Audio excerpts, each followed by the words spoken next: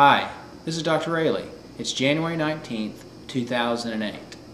This is one of what I hope to be many weekly video blogs, if you will, on what's going on in my office. Okay.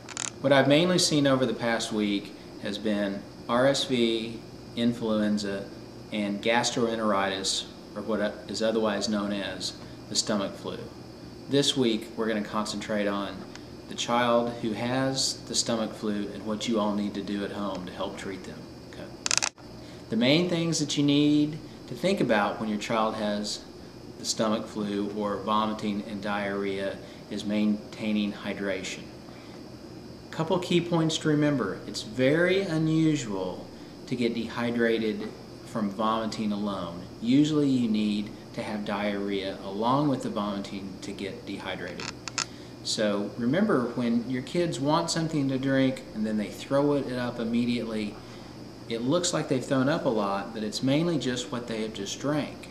So after they've thrown up, you'll need to at least wait an hour or two before you give them any more fluids. And when you give them fluids, make sure it's very small amounts. I recommend between a half an ounce and an ounce every 15 minutes for 2 to 3 hours before you try to advance it anything more substantial than that. For kids under a year, I recommend Pedialyte, and for kids a year and older, they can drink Gatorade, water, or Pedialyte.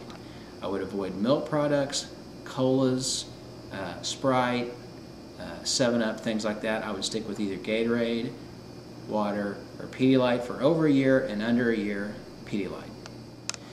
So as you begin to give these fluids, remember, your kids are going to be really thirsty and they're going to beg and plead for more. You have to control this. If you let them drink too much, they will be throwing up immediately right back on you.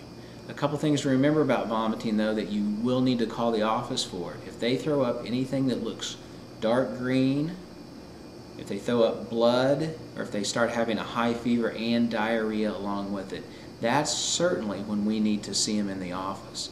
Now, if your child has a lot of diarrhea along with vomiting, then it becomes much more tricky to keep them hydrated up, because no matter what they drink, they're still going to be losing excessive amounts of water with these loose stools. So remember this: if more is coming out of their body than what's going in, they're not making any wet diapers or not having any urine output at all, they have high fever or blood in the stool, please call the office for an appointment, because we do need to see them.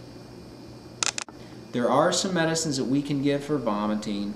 The main one that I'm using now is called Zofran. You all may be more familiar with Phenergan. It's the gel or the suppositories. Well, I think Zofran is a safer way to help control the nausea without any of the side effects of sedation. Now, as far as diarrhea, there's not a whole lot we can do. I certainly don't recommend Pepto-Bismol or Imodium for the small kids.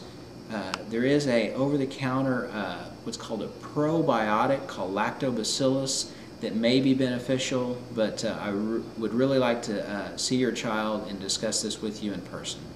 So if you have any questions about vomiting or diarrhea or the possibility of dehydration, please call the office. Remember, the office number is 398-7170. It's at my website at brianraleymd.com.